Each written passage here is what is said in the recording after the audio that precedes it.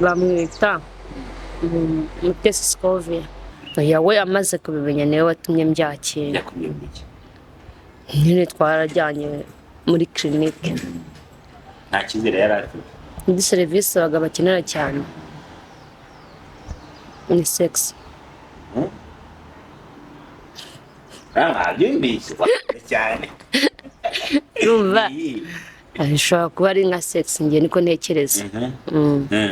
Kandi nkukunda kwirwanirira cyane handi mba numva nshaka kugera ku ntego zanjye. Nshimira wenda bamfashije ariko nanone bigiye mu mucyo handi naba ndi proud yabyo. Amanda yakura akavuga ati mama wanjye n'uyu. Amanda afite imyaka ingahe?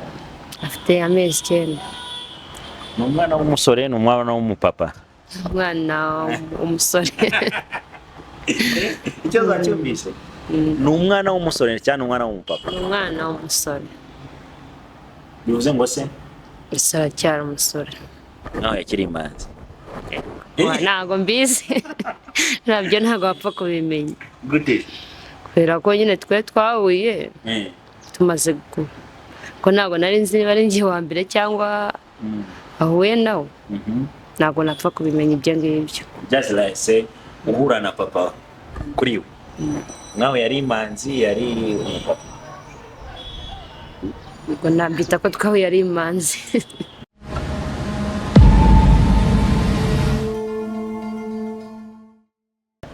Alright, twongeye tubasuze kandi tubifuza amahoro y'Imana bari mu majyepfo amajyaruguru basaza n'uburengerazuba bwaryo.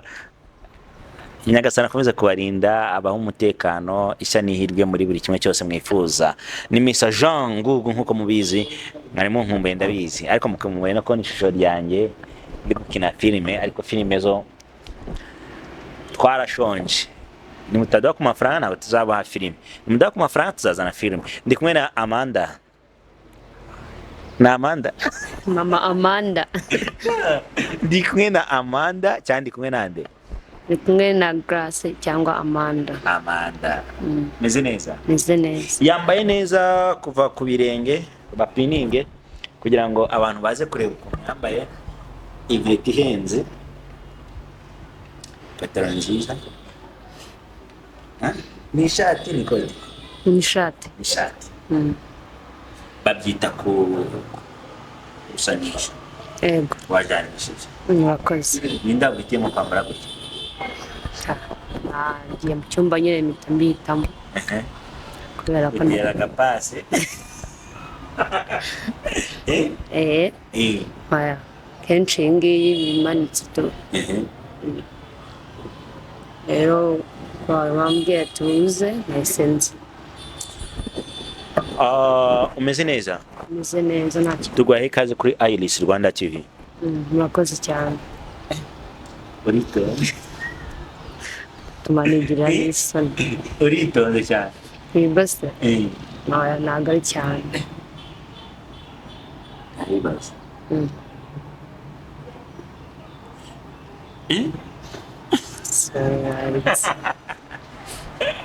Ndashaka kwirekura. Okay. Abari mu bice bitwara? Ababyeyi nkanjye. Nuko bitwara. Atuma umugabo wagukunze hari yakubeye. Abyese ufite umugabo. Umugabo ndamufite ntabwo nkeneye undi. Umugabo ndamufite.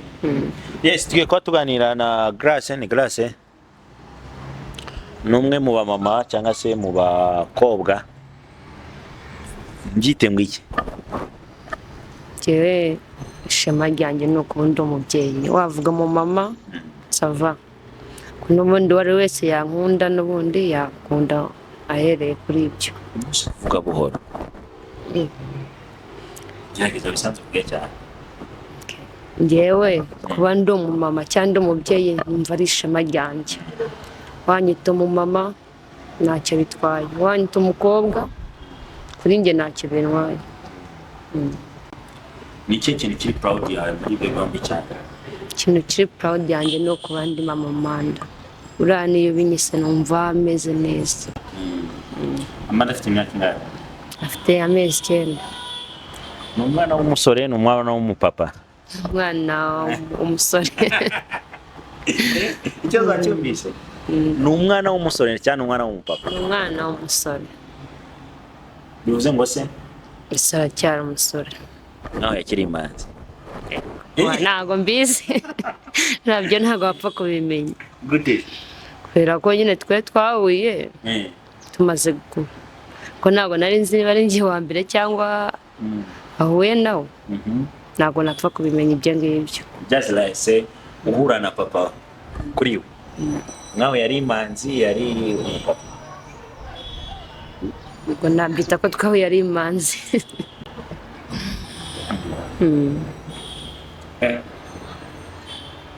Nicyo kintu utazibagirwa kuri papa Amanda?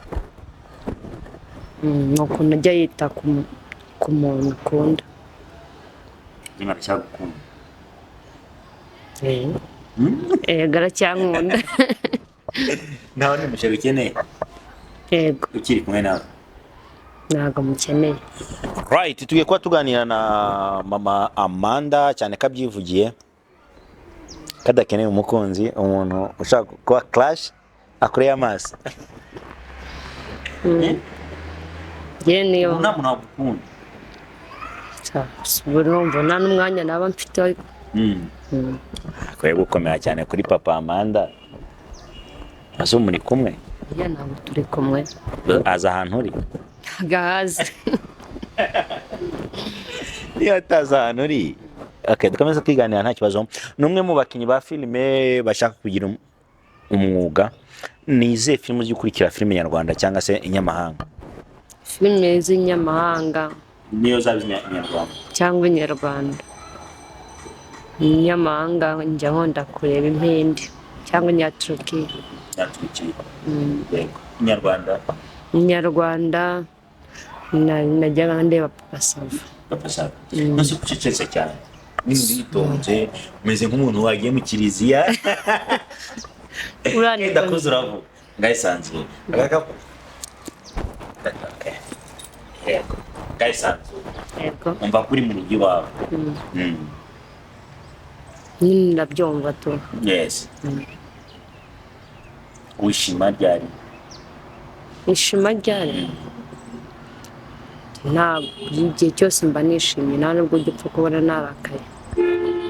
Uravuga buhoro cyane. Njyewe ntabwo njya wapfa kumbona narakaye. Ku gihe cyose mba numva nishimye. Ubabara ryari? Mbabara nk'ikintu kimbabaza cyane, nko kubona umuntu nizeraga anengushye. Birambabaza kabone nubwo we yaba atabizi ko njyewe mwizera. Okay, ni Amanda turimo turaganira. Amanda ni mama Amanda ni muntu ki? Umuntu kumise bwa mbere ugiye kutuba profile yawe, ishusho y'ubuzima bwawe. Ni muntu ki?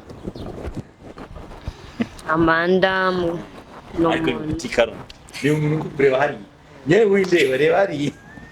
Ne kuno ikaro. Okay. Anyway, ufite imisatsi myiza bayita dread. Ni dread. Nanzi ko dread ari nk'ibya mukoro. Oya.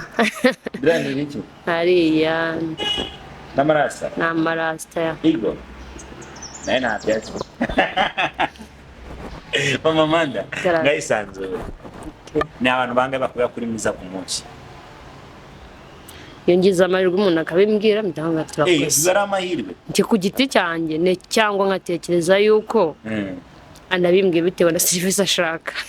Serivisi ya mbere. None turatanga ikiganiro. Sibumva. Tugitangiye.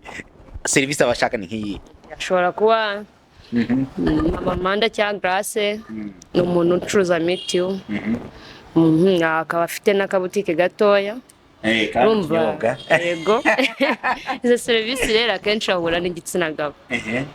Ushobora kuza ashamubwira ati Grace uri mwiza, mbikira yambikurira yanguzaya. Urumva iyo umuntu agushakaho serivisi ntabwo buri kukubwira utuntu twiza. Nawe usaba yashaka aji. Ibyo biba bibaye prive kandi. Yabishaka. Ndabizi baraza nabo. So, ibyo nyine biba biri prive kandi bikorwa n'abantu babyumvikanyeho. Mm, icya mbere ni uko mubyumvikana mukabikora. yego. Iyo mumaze kubyumvikana murabikora. Urumva uwo muntu akanya wawe tubyemera. Urabona we iyo mukiriya yaje mukabyumvikana murabikora. Oya, none se urumva umukiriya serivisi ashaka niyo muhereza. Aje ashaka ajigi aji.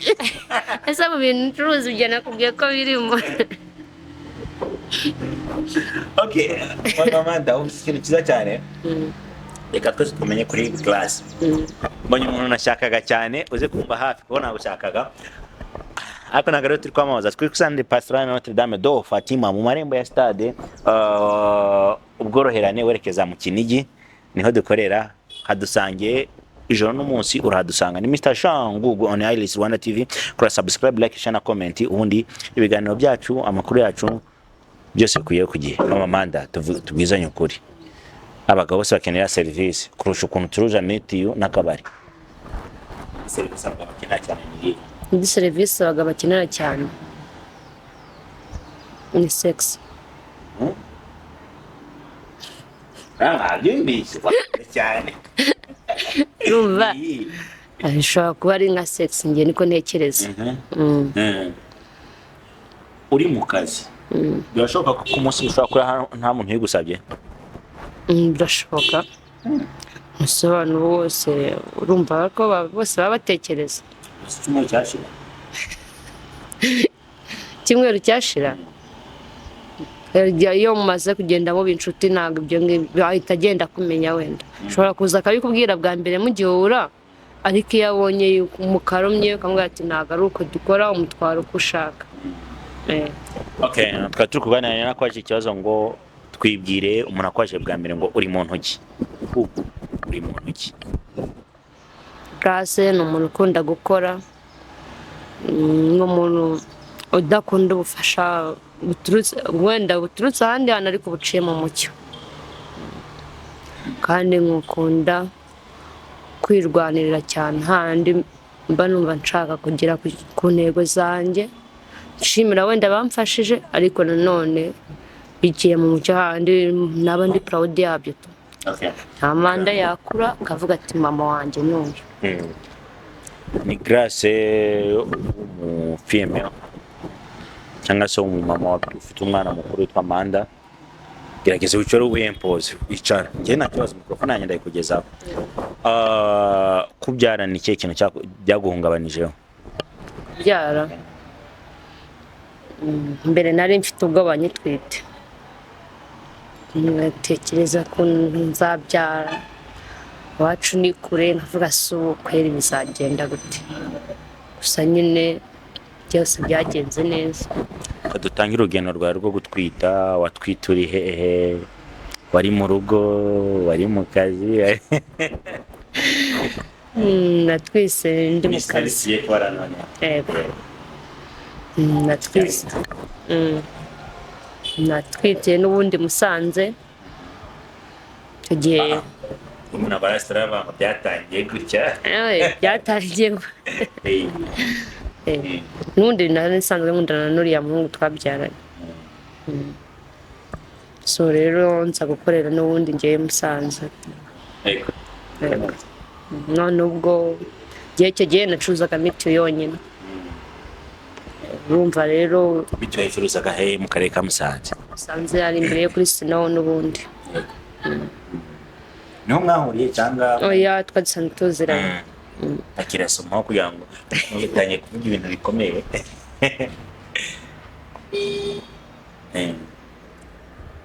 Urumva rero tumaze nawe ni umuvantara Iburasirazuba. Yego. Ubwo nyine tumaze kumenya ko nwite urumva biragoye. Umuntu ntabwo ubundi mbere yuko twita umuntu yakwibaza ngo mwana igihe kingana iki mu rukundo hari ibintu akaza kukikaza nyuma. Twari tumaranye igihe kitari kinini kitari na gitoya. Twari tumaranye nk'umwaka umwe wonyine. Ku myaka ya 27 cyangwa 28 hafi aho abantu bakunda gukomplaininga ngo twafashe umuco w'abazungu kuryamana bambe gukunda nega ariko ryamana nani niko bifata ariko mbifata ngiye warabikoze icyo gihe nyine narabikoze ariko ntago ari uko biba bimeze numva niba mama waramaze gufata umwanzuro uvuga ati uyu muntu n'ubundi ubwo niwe wanjye tu ukabona muruzuzanya yego urakomeje bibaye nko umenya ko utwite bwa mbere ninde muntu wabibwiye nari mfite ubwoba bwo kubimubwira munambere ya boyfriend wawe biriki numvaga nyine nanjye kubyakira byago numvaga bigoye umuntu wa mbere nabibwiye inshuti yaho inshuti ye numva ngewe nari mfite numvaga no guhura nawe mfite isoni numvaga nyine ntashobora kubyakira umaze kubyakira yawe amaze kubimenya niwe watumye mbyakira nyine twarajyanye muri kirinike nta cyizere yari afite oya ubwo kubera kenshi ngewe ntabwo yakemura muganga ngo mwitabe ese Amanda ko ufite ijwi ritoya kandi nkuzi nk'umuntu uvugira hejuru n'ubwoba bwanjye nawe urimo kumbaza ibintu bibiri urimo kumbaza nyine ibibazo nk'ibyo byatuma ngira oya ubwo ntacyo kwicuza ufite nta kibazo uyu munsi wa none uramutse utwite umwana wa kabiri wabyakira gute nta gahunda mfite yo kongera kubyara bibayeho barayihagaritse barayihagaritse ubu ngubu ntekereza ko ibintu byo gutanga kubyara kane ntabwo byakunda pe bikubayeho kubera ko mfite byinshi byo gukora birimo ntabwo mfite igisubizo cy'aka kanya pe byakozwe usanze aratwite aramutse n'ubundi ari uwa papa Amanda atariwe ntabwo napfa kubyakira right reka dukomeze twane na Grace ushaka ko nakumenya nka Grace ngiye ufite umwana nakunze bita Brandine are twitirira cyangwa se twite Grace wowe wakunze umwana witwa Brandine Amanda Amanda nta kibazo twitiriye nde nitira Amanda nibyo niko ntekereza ko ari byo Amanda cyangwa se Grace uri umwe mu bantu bafite inzozi zo kuba baba abakinnyi ba filime kubera ko watekereje ko wakina filime nuko mbikunda mbyiyumvamo rimwe na rimwe hari igihe mbakurikirana nkavuga uyu muntu yari gukora iyo ndimo nko kuzireba nkavuga ati yakinye hano arimo gukora ibintu bibi abanjye ndamutse nyinye najya nkora ibintu byiza tu kugira ngo hariho abandi bantu baba batureba n'ubundi dushobora kuba twahundi buzima uyu munsi wa none hari abantu bari kukureba hari abashaka kukuremera umuntu yakumva Amanda n'ubane nakwaje ngo tubwire uwo ari we wowe ubwawe akumva kubayeho neza uri successful n'umwana wawe ubuzima bwawe buhagaze gute uyu munsi wa none n'umwana umunsi ya none umwana ngewe nekeza ko tumeze neza ko akunda byahari sinjya ncika intege mu buzima bwanjye habe na gato kandi na papa w'umwana umunsi wa none ntacyafunze nawe yarahari nyina yacyatanga iposho posho zicyari cyo niki nyine aracyamwitaho tu aracyamwitaho ugize gutya ukabona umuntu wagukunze wundi atariwe hari umubano wihariye mugifitanye cyangwa byararangiye uwo mubano wacu ntabwo wapfa kurangira cyonyine no kuba dufite Amanda nabyo nawe urumva ko ari isano ikomeye warebye hariya ukabwira uramu nta n'umwe yagukoreye ntekereza ko umuntu yankunze byasaba ko azanegereza pe kubera ko nge hari byinshi mfite gukora batubwiye ngo nari mubwiye ngo uwo muntu ko karamutse ankunze byanyabyo yazanegereza kubera ko hari byinshi mfite gukora cyane ngomba kuba nayirimo ariko ntabwo ariyo yose nanabigura. Uzagura Bravas. Impamvu mvuze ngo yazanegereza, ngomba gutegereza, ngomba kubanza konsa Amanda agacuka, nkamenya neza nyine ese ubundi umubano wanjye na papa Amanda uracyakomeje cyangwa ntabwo urakomeza. Urumva rero aho ngaho ntabwo nahitamo igisubizo cyo kuba nakundana n'uwo muntu atakomeje, mvuze ngo bashaka undi mu boyfriend. yego Ngo uyu munsi none uriho igihato urafashwe. oya nta gihato kibirimo, ni njye mbishaka. Oya uyu munsi none ushaka kubufashwa. Arashaka kujya gute bakatwandikira ngo muko twamukunze. Abana none umumama yarafashwe. Tubabwire ngo iki? Ariko babwire ko nafashwe. Babwire ko nafashwe. Shagire. Uzo abantu bari hano kuri kamera bagutegereje kwa mukunzi. Utabwiye ko wafashwe. None se kumva byabasaba igihe kinini pe. Wabukunze yagutegereje. Aya, reka tube tuyekeye. Ni Amanda, ninde ukwinspiringa, ninde ufatira urugero muri sinema nyarwanda? Muri sinema nyarwanda, muri bari abakina filime,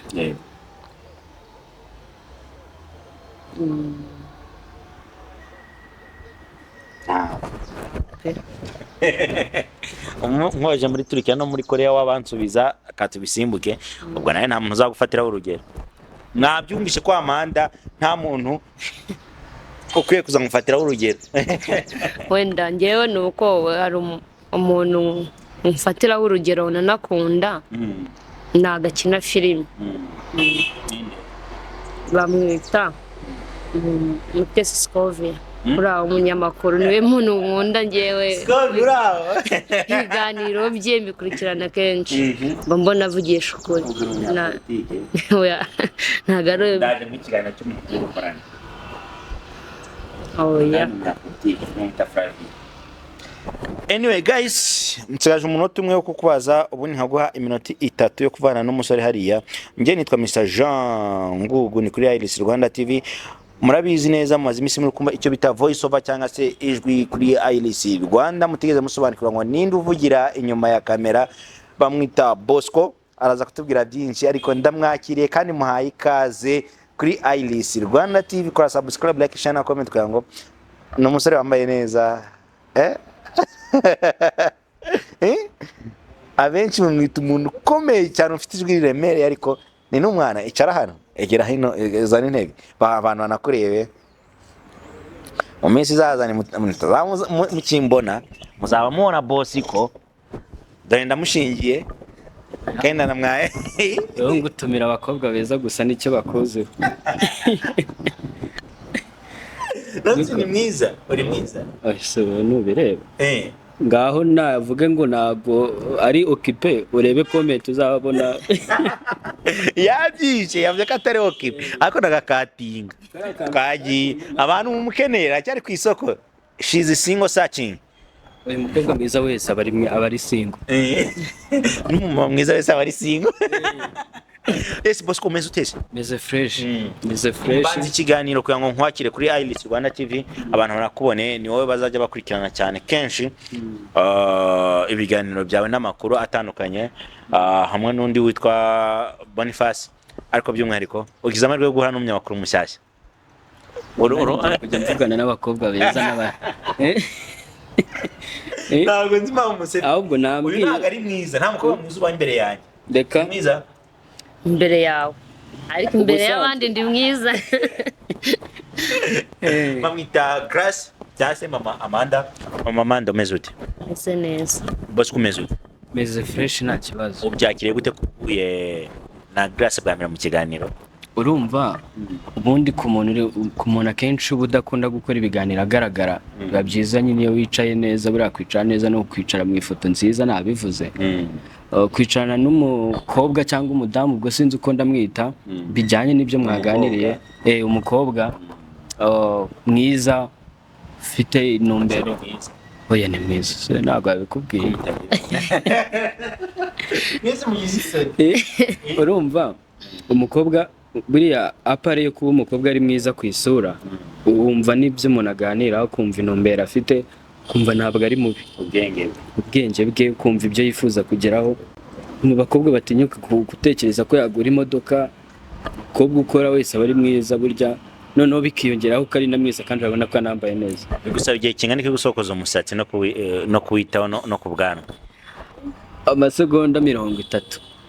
Bigusaba igihe kingana iki ngo witere make up? N'iminota 2 ndamutse bikoze. Ni ikihe gice cy'umubiri wawe uzi ko ari cyiza? Igice kimwe maso. Maze hano umugabo ukunze bimusaba igihe kiro kingana iki bakubona? nta giciro ubwo ngubwo ndabizi kwera kugira tubonane, agize amahirwe nkabona umwanya nkamubonera umwanya. Igiciro kingana iki? Igiciro byonyine nabonetse nabyo ni igiciro, kuboneka kwanjye kuba ari gukeya. Bosco, umaze iminsi mikeya kuri Iris Rwanda kuri Voice Over, ubona audience yarakwakiriye gute? Usibye n'abatanga ibitekerezo wenda ku nkuru tuba twakoze, abantu benshi bakunze kunyandikira banambwira batari kuzagira ugaragare. Navuga ko bananyakiriye neza ku buryo ntari niteze. Banyakiriye neza, bamwe muri bo baranyandikira, abo twari dusanzwe tuziranye batanazi ko ndi umunyamakuru, bagiye banyandikira bakambwira bati courage, komeza ugerageze.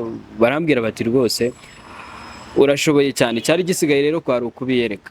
Okay. N'umuryango mugari wa Iris Rwanda TV tugwayemo ikaze, turakwakiriye. Uzakoramo ibikorwa byinshi bitandukanye, uzahora n'abantu benshi batandukanye, ariko by'umwihariko uyu munsi wa none mu karere ka Musanze kuri Centre Pastoral Notre Dame de Fatima. Ni inshuro ya kangahe ugeze muri Musanze?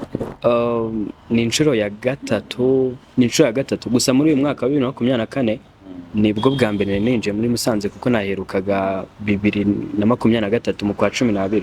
Iyo ukoze nk'uko ukabona igize views 2000 ugakora n'indi ukabona ifite views 20, bifata gute?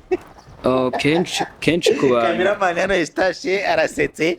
Muje kuri Into Eustache, ego Into 9 mukore subscribe, like na urebe nk'umunota nibura. Subscribe twarazibonye, reba nk'umunota urenze, wowe ukuneza amatwi ukunyumva, reba nk'umunota urenze, urebe nk'iminota 3 urabuduhaye watch time.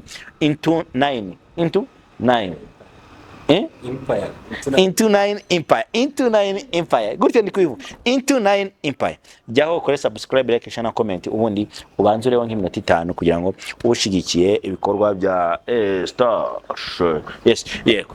Nanindi kukubwira kenshi burya ku bantu baba badafite experience nini. Urumva nje uyu no mwaka wa gatatu ndi gukora mu itangazamakuru, so numva ntabwo ndagira experience nini cyane ku buryo naka expecting ibintu birenze. So ngiye iyo nkoze content ikagira abantu 2000 sebo, mba mbona ko hari ukuntu nyine abantu babikunze, ariko iyo igize abantu 20 bibaho, 20-30 bibaho, ahubwo icyo ureba ni iki ngomba gukora noneho kugira ngo nzongere nkore inkuru igire abantu 2000. Uko ukora content nyinshi niko ugenda ubona umurongo ugenda gukoreramo, ku buryo mu gihe runaka iyo wagize consistency, mu gihe runaka uragenda ukora inkuru zose zikarebwa. So ntabwo ncika intege kubera ko nakoze inkuru abantu nibayirebe. Birashoboka ko wenda naba nibeshye ku nkuru nakoze, birashoboka ko naba natayiminze nabi. Ibyo byose ni ibiduha amasomo kugira ngo turebe ko byibuze mu gihe kiri imbere umuntu agomba gukora content kandi abantu bagahora bayikunze. Okay.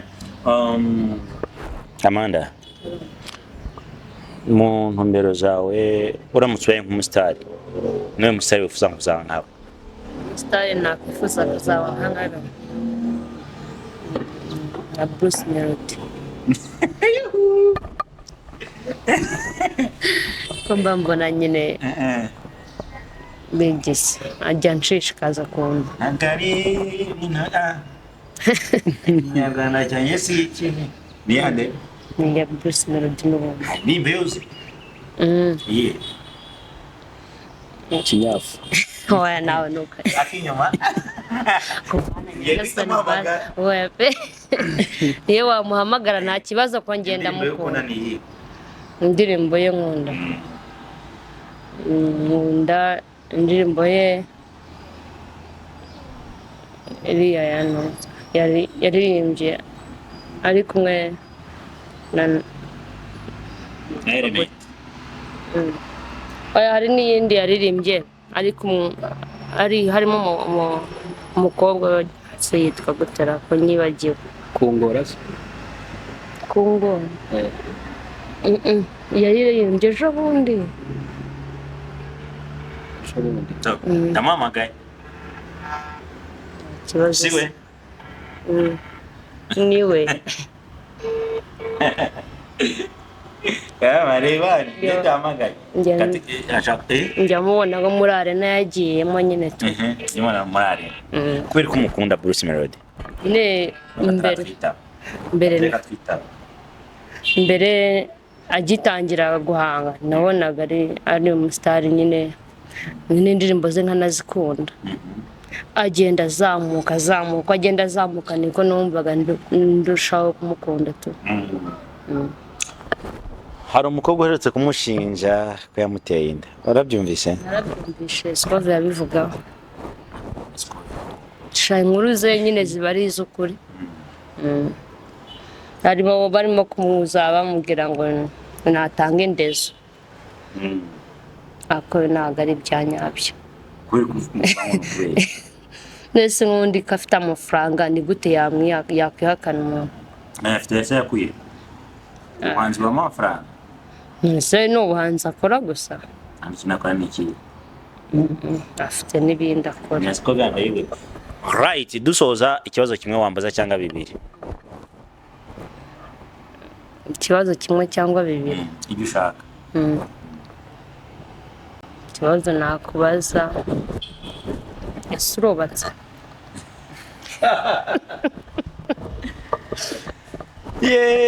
Yeee! Ufite umugore n'umwana cyane n'abana? Ujya wabibaje nta mugore n'umwana mfite. Buracyari single searching? Ndacyari umusirateri. Uri single searching? Harya ubona iki single searching? Uri single cyangwa? Ndacyari gushakisha.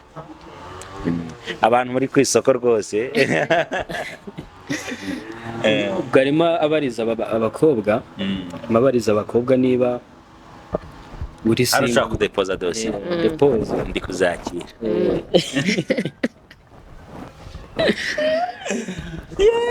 Ariko twagiye icya kabiri.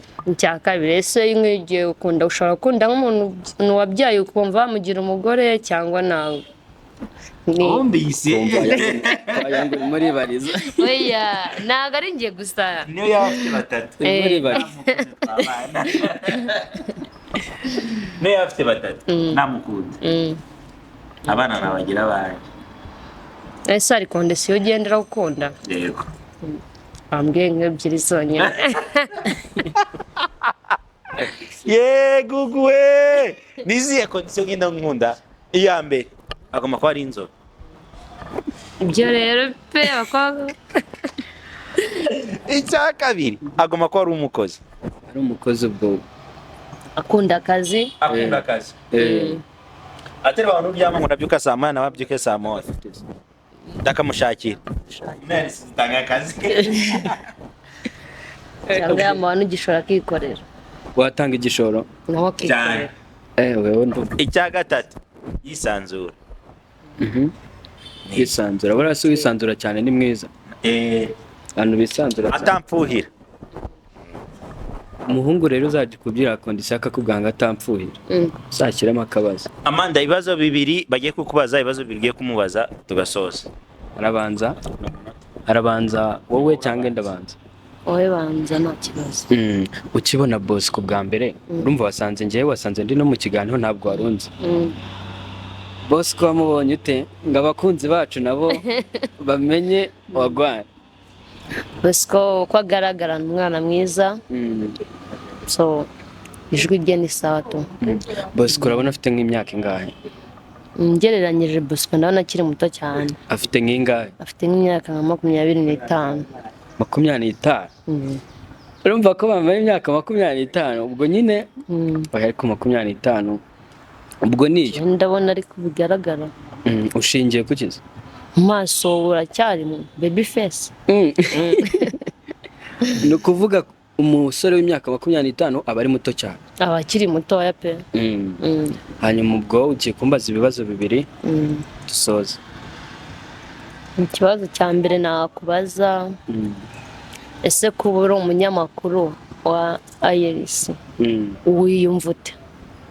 No, icya mbere wenda n'abakunzi bacu bo bakunda no kubibona kuri Iris hatambuka ibiganiro byinshi kandi navuga ngo bifitiye umumaro societe. So ku munyamakuru by'umwihariko kuri kuzamuka biba byiza iyo uri gukorera company ifite umurongo nawe wifuza. So Iris rero ni imwe muri company ifite umurongo wafasha buri muntu wese ushaka gukora ibintu bye mu buryo buri professionnel.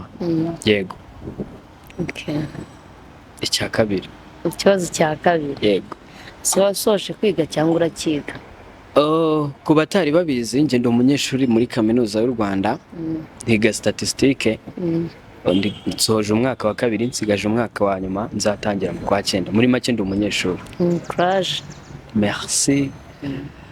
Ngira ngo rero ni umutumirwa twari turi kumwe, nubwo nanjye nari umutumirwa dore watuyoboye yahise yigendera.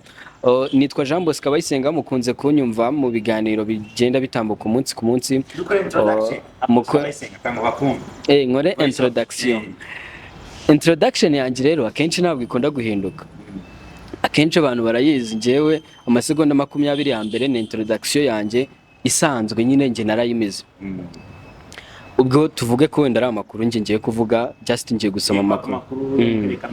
Yego.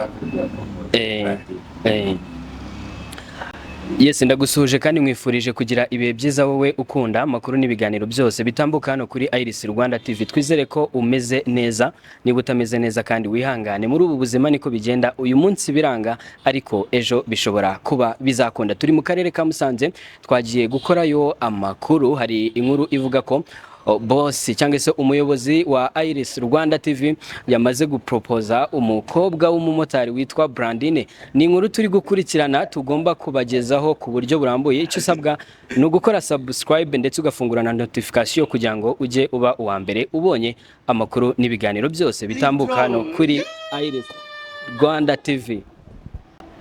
Ya nuko nguko